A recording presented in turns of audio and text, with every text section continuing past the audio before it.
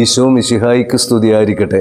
ഇന്ന് ഇടവക വികാരിമാരുടെ സ്വർഗീയ മധ്യസ്ഥനായ, വൈദികരുടെ സ്വർഗീയ മധ്യസ്ഥനായ ജോൺ മരിയ വിയാനിയുടെ തിരുനാളാണ്.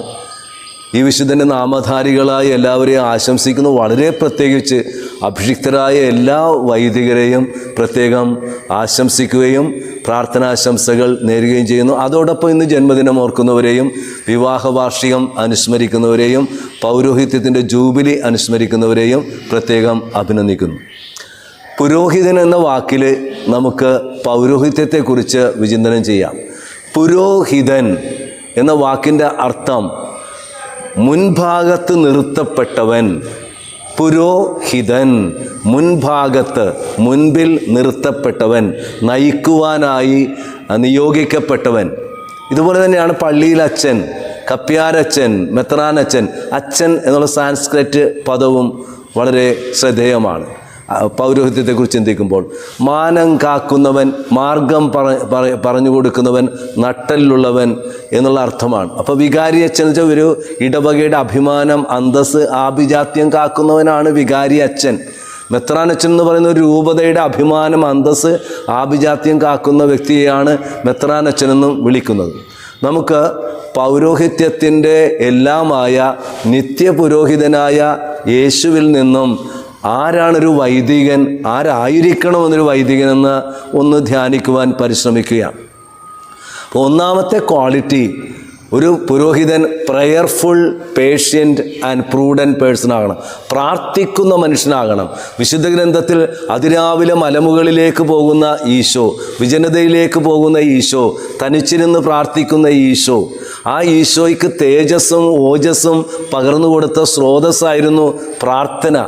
അങ്ങനെ ആ പ്രാർത്ഥന കണ്ടിട്ടാണ് ശിഷ്യന്മാർ വന്ന് പറഞ്ഞത്, കർത്താവേ, യോഹന്നാൻ തൻ്റെ ശിഷ്യന്മാരെ പ്രാർത്ഥിക്കാൻ പഠിപ്പിച്ചതുപോലെ ഞങ്ങളെയും പ്രാർത്ഥിക്കാൻ പഠിപ്പിക്കണമേ. അടിസ്ഥാനപരമായിട്ട് നമുക്കുണ്ടാകേണ്ടത് പ്രാർത്ഥനയാണ്. ഞാൻ ഇന്നും ഓർക്കുന്നത്, പണ്ട് ചെറുപ്പകാലത്ത് 10-60 വർഷങ്ങൾക്ക് മുൻപ് പള്ളി ചെല്ലുമ്പോൾ കാണുന്നത് വികാരിച്ചൻ മുട്ടുമേൽ നിന്ന് കാനോന് നമസ്കാരം ചൊല്ലുന്നതാണ്. അത് എന്നും എൻ്റെ മനസ്സിൽ മായാതെ നിൽക്കുകയാണ്. അപ്പോൾ അത് വളരെ ഇപ്പോഴും നമ്മുടെ അച്ഛന്മാർ അതിരാവിലെ എഴുന്നേറ്റ് നിത്യാരാധന എഴുന്നള്ളിച്ച് വെച്ച് പ്രാർത്ഥിക്കുന്നത് കണ്ടിട്ടുണ്ട്. അത് കണ്ടിട്ട് ആൾക്കാർ പറഞ്ഞ് ഞങ്ങളും വരട്ടെ എന്ന് ചോദിക്കുന്നുണ്ട്. ഇതാണ് വേണ്ടത്, പ്രാർത്ഥിക്കണം. അതായത് from the mountain to the valley to the mountain is the lifestyle of a priest. മലമുകളിൽ നിന്ന് സമനിലയിലേക്ക്, സമനിലയിൽ നിന്ന് മലമുകളിലേക്ക്. പ്രയർഫുൾ, പിന്നെ പേഷ്യൻ്റ്, ക്ഷമ വേണം. നമ്മുടെ ഈശോ ആ നട്ടച്ചു നേരത്ത് കിണറിൻ്റെ തീരത്ത് വന്ന ആ സമറിയാക്കാരിയുമായിട്ട് സംസാരിക്കുന്നത്, എമ്മാവുസിലേക്ക് പോകുന്ന ശിഷ്യന്മാർ സംസാരിക്കുന്നത്, നമുക്ക് ക്ഷമ വേണം. ഒരിക്കലും ഒരാൾ പ്രയാസമായിട്ട് വരുമ്പോൾ ഇപ്പം എനിക്ക് സമയമില്ല, പിന്നെ വാ എന്ന് പറയരുത്. ചിലപ്പോൾ അവന് അവസാനത്തെ കച്ചിത്തുറുമ്പായിരിക്കും, അവൻ മരണത്തിലേക്ക് പോകുമ്പോഴായിരിക്കും അച്ഛനൊരു ആശ്വാസ വചനം കിട്ടാൻ വേണ്ടി വരുന്നത്. അതുകൊണ്ട് ഒരു പുരോഹിതന് ഉണ്ടാകേണ്ടത് ക്ഷമയോടെ ഇടവക മക്കളെ, വേദനിക്കുന്ന മക്കളെ കേൾക്കാനുള്ള ആ ഒരു പേഷ്യൻസ് ഉണ്ടാവണം. മൂന്നാമതായി ആൾക്ക് ഉണ്ടാവേണ്ടത് പ്രൂഡൻസ് ഉണ്ടാകണം, വിവേകമുണ്ടാകണം. അച്ഛൻ പറയുന്ന വാക്കുകൾ ശ്രദ്ധിക്കണം. കാരണം അച്ഛൻ നയിക്കുന്നവനാണ്.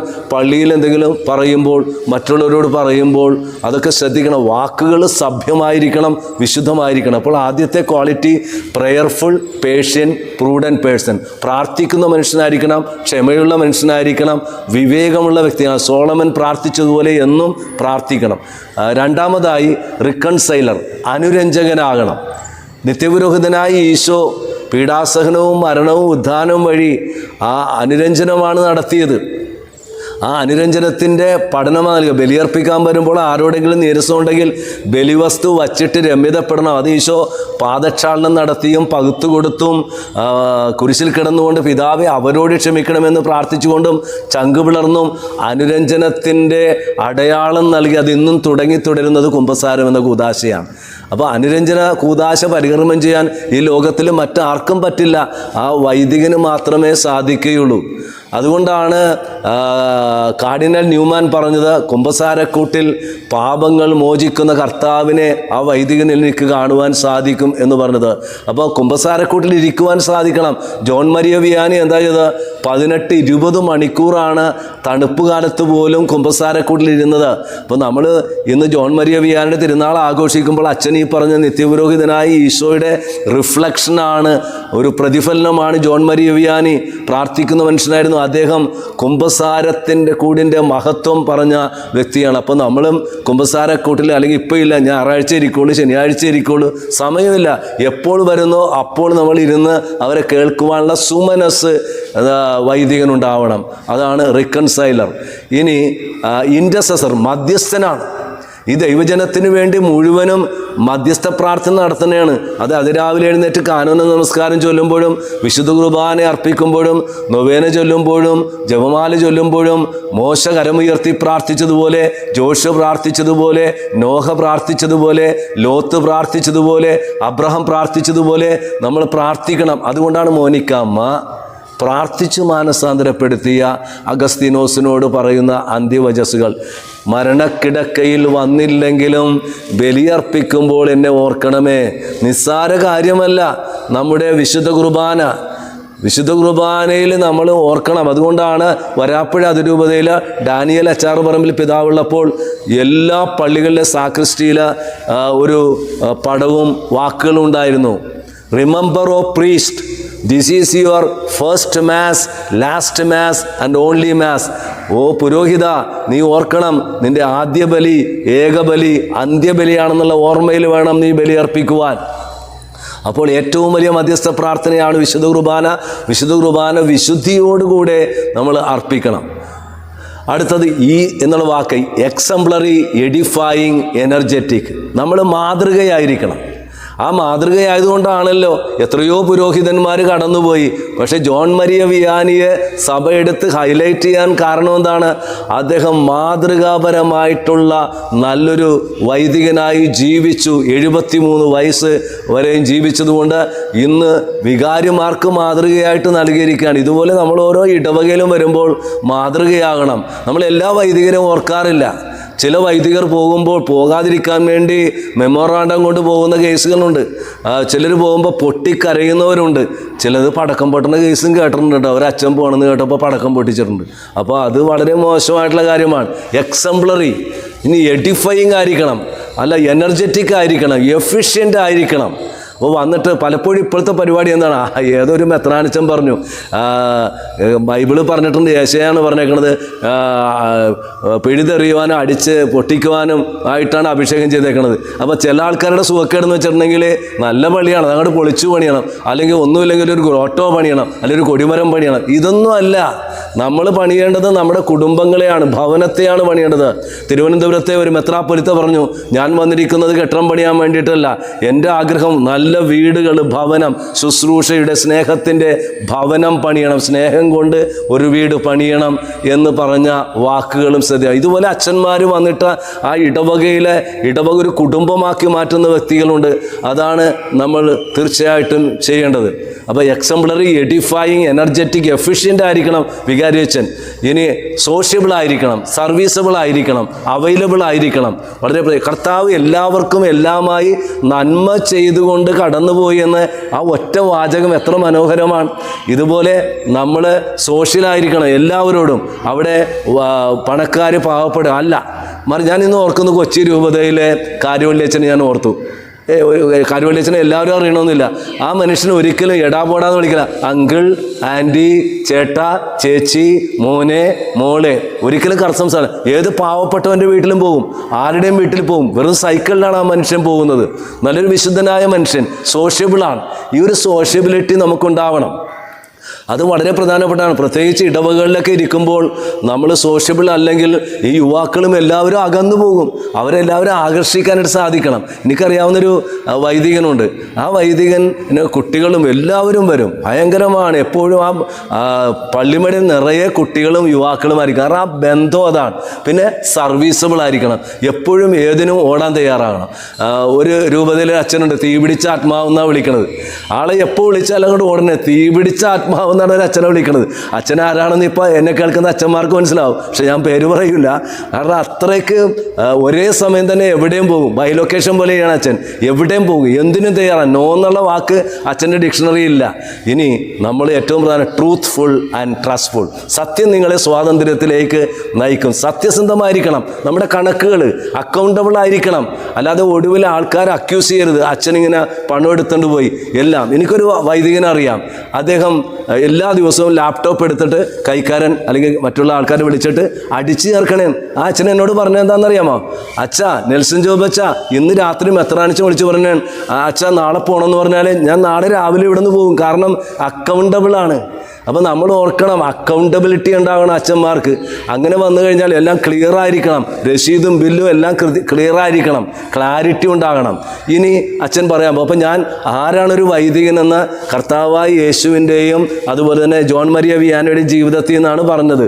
അതായത് പ്രാർത്ഥിക്കുന്ന മനുഷ്യനായിരിക്കണം, അനുരഞ്ജകനായിരിക്കണം, മധ്യസ്ഥനായിരിക്കണം, അതുപോലെ തന്നെ നല്ല മാതൃകയായിരിക്കണം, നല്ലൊരു പ്രഭാഷകനായിരിക്കണം, അതുപോലെ തന്നെ ട്രസ്റ്റ് വർത്തി പേഴ്സൺ ആയിരിക്കണം. ഇനി അഭിഷേകത്തിൻ്റെ അർത്ഥം കൂടി ഞാൻ പറഞ്ഞു പോകാം. അപ്പോൾ ഒരു വൈദികന് 10 അഭിഷേകമാണ് കൊടുത്തേക്കുന്നത്.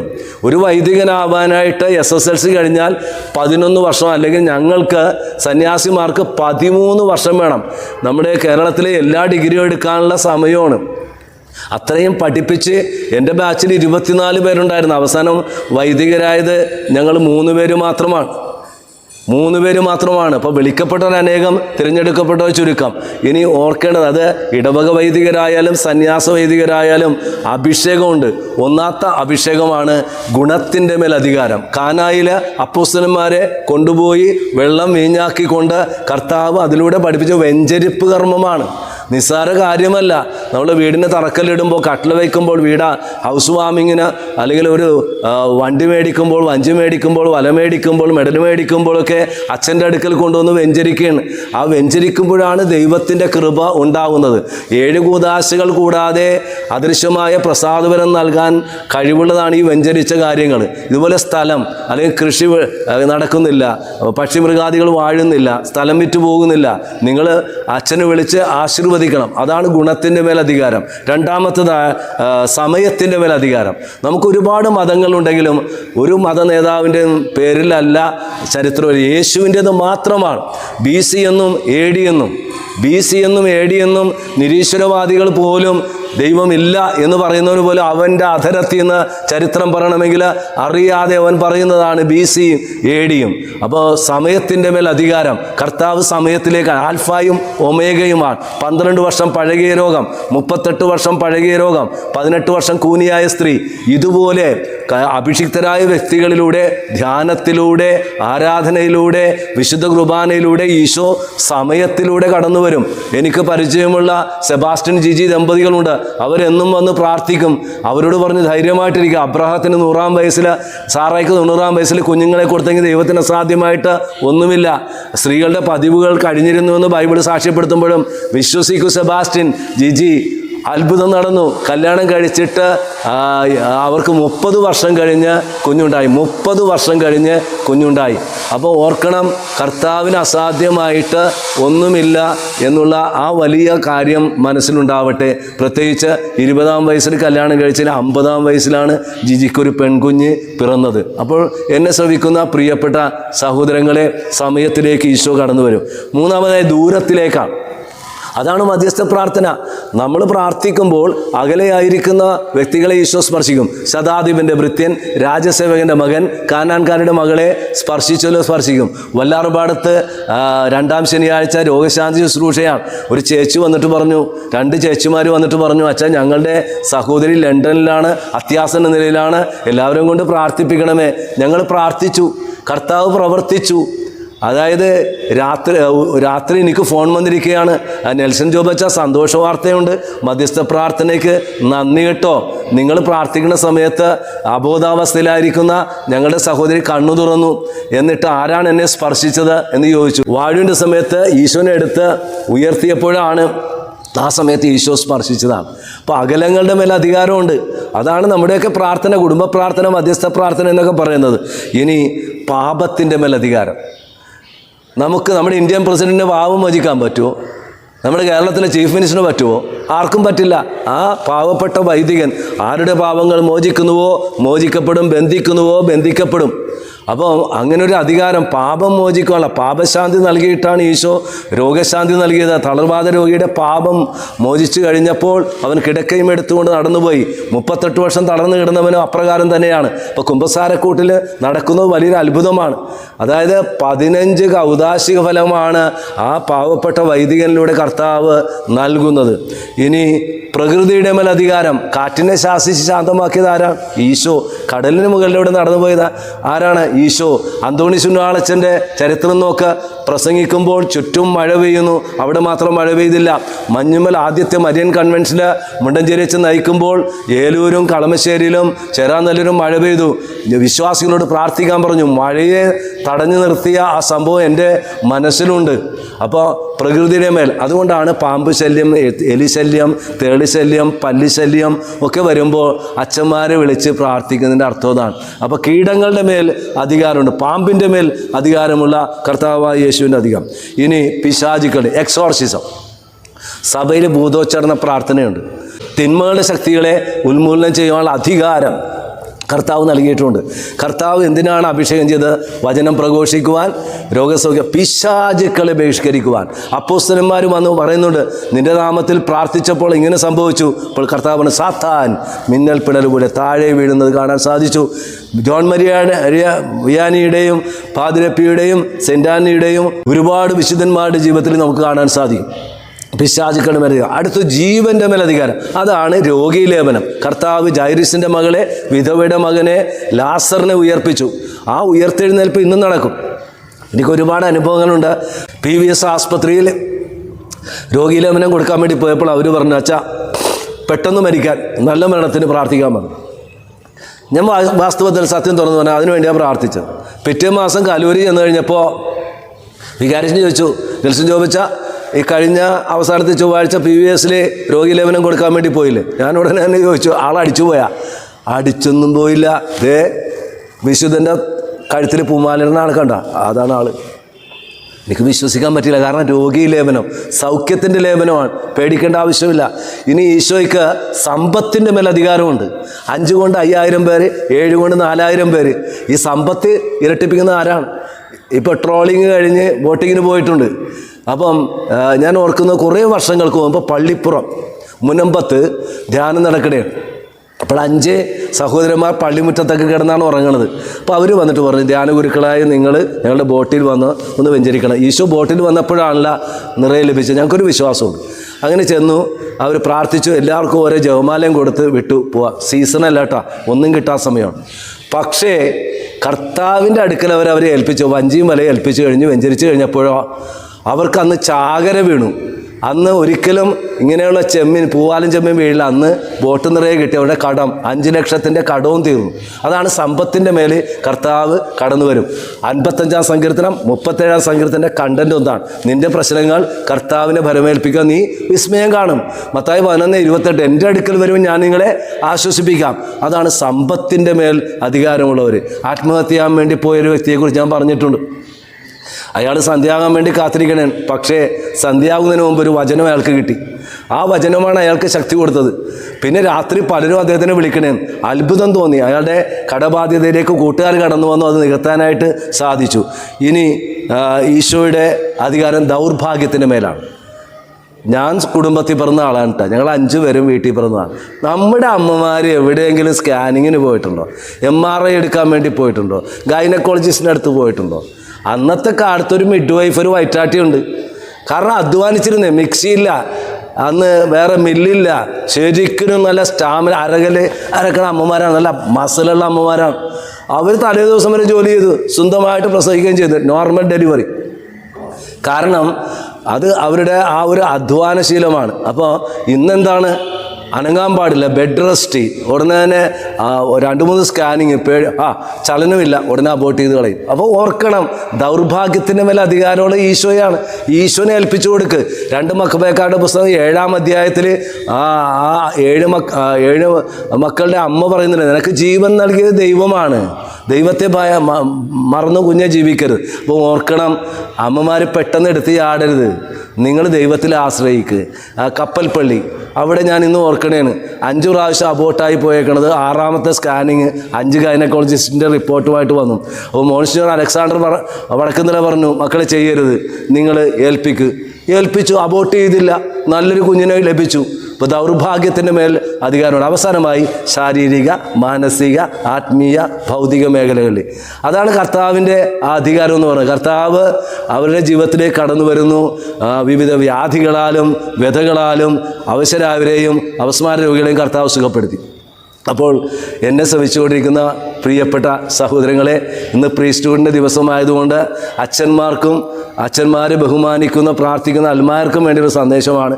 അച്ഛന്മാർക്കുള്ള സന്ദേശമാണ് നിത്യപുരോഹിതനായ ഈശോയും ജോൺ മരിയ വിയാനിയും നൽകിയത്. ആരായിരിക്കണം, എന്തായിരിക്കണം ഒരു വൈദികൻ, എന്താണ് തിരുസഭ പ്രതീക്ഷിക്കുന്നത്? ആ ഒരു പ്രാർത്ഥന, 10 പ്രാർത്ഥനയാണ് നിത്യപുരോഹിതനായ ഈശോ എന്നുള്ള ആ പ്രാർത്ഥന കേട്ടാൽ പോരാ, വൈദികരത് ധ്യാനിക്കണം. ജനങ്ങളുടെ പ്രതീക്ഷയാണ്, ചങ്കിനോളുന്ന വാക്കുകളാണെന്നുള്ള ഓർമ്മയുണ്ടാകണം. അന്ന് വിശുദ്ധ ഗ്രന്ഥം നൽകിക്കൊണ്ട് നീ എന്താണ് പ്രഘോഷിക്കുന്നത്, അത് ജീവിക്കണമെന്ന് പറഞ്ഞു. പിന്നെ കാസയും പിലാസയും നൽകിക്കൊണ്ട് നീ കൈകാര്യം ചെയ്യണം, എന്താണ് ഓർമ്മ വേണമെന്നുള്ള കാര്യം. ഇതൊക്കെ ഒന്ന് ഇന്നത്തെ ദിവസം ആ പൗരോഹിത്യത്തിൻ്റെ അഭിഷേകത്തിൻ്റെ വാക്കുകൾ ഒന്ന് അച്ഛന്മാർ എടുത്ത് പ്രാർത്ഥിക്കുന്നത് വളരെ ഉചിതമായിരിക്കണം. ഇനി അൽമാർ ഓർക്കണം, നമ്മൾ ഇന്ന് സോഷ്യൽ മീഡിയയിലൂടെ അച്ഛന്മാരെയും സിസ്റ്റേഴ്സിനെയൊക്കെ താറടിക്കുന്നത്, അത് കേൾക്കാനാണ് എല്ലാവർക്കും ഇഷ്ടം. അപ്പോൾ ഓർക്കണം, നമ്മൾ അഭിഷിക്തരായ വ്യക്തികൾക്ക് വേണ്ടി പ്രാർത്ഥിക്കണം. നിങ്ങളുടെ മക്കളാണ് ഞങ്ങൾ ഓരോരുത്തരും. നിങ്ങളുടെ പ്രാർത്ഥനയാണ് ഞങ്ങൾക്ക് ആവശ്യം. അല്ലാണ്ട് താറടിക്കുകയോ അവരെ തേജോവധം ചെയ്യുകയല്ല. അതുകൊണ്ട് നമുക്ക് പ്രാർത്ഥിക്കാം. സന്ദേശം വ്യക്തം, അത് ഹ്രസ്വം. ആരാണൊരു പുരോഹിതൻ?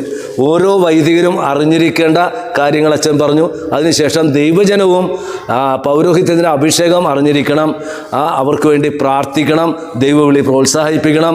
ഒരു ദൈവവിളി പ്രോത്സാഹിപ്പിക്കാൻ പറ്റിയില്ലെങ്കിലും ഒരു അച്ഛനെയെങ്കിലും പഠിപ്പിക്കുവാനായിട്ട് പരിശ്രമിക്കണം, എല്ലാവർക്കും വേണ്ടി പ്രാർത്ഥിക്കണം. നമുക്ക് പ്രാർത്ഥിക്കാം.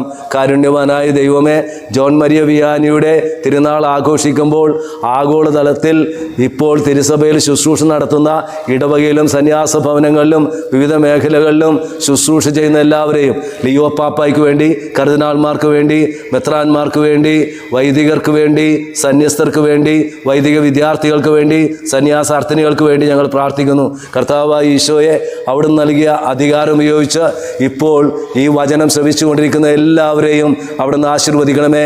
ഗുണത്തിൻ്റെ മേൽ, സമയത്തിൻ്റെ മേൽ, ദൂരത്തിൻ്റെ മേൽ, ജീവൻ്റെ മേൽ, പാപത്തിൻ്റെ മേൽ, പ്രകൃതിയുടെ മേൽ, പിശാചുക്കളുടെ മേൽ, ദൗർഭാഗ്യത്തിൻ്റെ മേൽ, സമ്പത്തിൻ്റെ മേൽ, ശാരീരിക, മാനസിക, ആത്മീയ രോഗങ്ങളുടെ മേൽ അധികാരമുള്ള ഈശോ നിങ്ങളെ ഈ നിമിഷത്തിൽ തൊട്ട് സുഖപ്പെടുത്തട്ടെ, അനുഗ്രഹിക്കട്ടെ. ആമേൻ. എല്ലാവർക്കും തിരുനാളിൻ്റെ ആശംസകൾ. പ്രത്യേകിച്ച് അച്ഛന്മാരെ എല്ലാവരെയും അഭിനന്ദിക്കുകയാണ്. ഈശോ മിശിഹായിക്ക് സ്തുതിയായിരിക്കട്ടെ. സ്നേഹമുള്ളവരെ, ഒരു ചെറിയ റിക്വസ്റ്റ് ഉണ്ട്. കാരണം അത് ചെയ്തു വരുന്നുണ്ട്, എങ്കിലും നാളെ അച്ഛന്മാരുടെ ദിവസമല്ലേ. നിങ്ങളുടെ വികാരിയച്ഛനെയും നിങ്ങൾക്ക് പരിചയമുള്ളവർ, കല്യാണം കെട്ടിച്ചവർ, മാമുദീസ് നൽകിയവർ, പരിചയമുള്ള അച്ഛന്മാരെ ഒന്ന് ഫോൺ വിളിച്ചോ അല്ലെങ്കിൽ വാട്സപ്പിലൂടെ ഒന്ന് ഗ്രീറ്റ് ചെയ്യണമെന്ന് വളരെ സ്നേഹത്തോടെ ഓർക്കുന്നു. ദൈവം നിങ്ങളെ അനുഗ്രഹിക്കട്ടെ.